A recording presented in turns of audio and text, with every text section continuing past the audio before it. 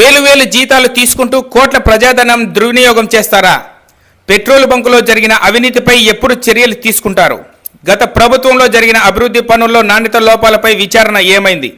Municipal RD నాగరాజుకు phone చేసి ప్రశ్నించిన MLA వరద. పెట్రోల్ బంకులో జరిగిన అవినీతి అధికారికి కమిషనర్ సహకారమా? వేలు జీతాలు తీసుకుంటూ కోట్ల ప్రజాధనం దుర్వినియోగం చేస్తుంటే చర్యలు తీసుకోవడంలో ఎందుకు కాలయాపన జరుగుతోందని అనంతపురం రీజనల్ మున్సిపల్ ఆర్డీ నాగరాజుకు శనివారం ఎమ్మెల్యే వరదరాజుల రెడ్డి ఫోన్ చేసి మాట్లాడారు. గత ప్రభుత్వంలో జరిగిన వివిధ అభివృద్ధి పనుల్లో నాణ్యత లోపించింది అన్న విషయంపై ఇచ్చిన ఫిర్యాదుపై ఎలాంటి చర్యలు తీసుకుంటున్నారని ఎమ్మెల్యే ఆర్డీని ప్రశ్నించారు.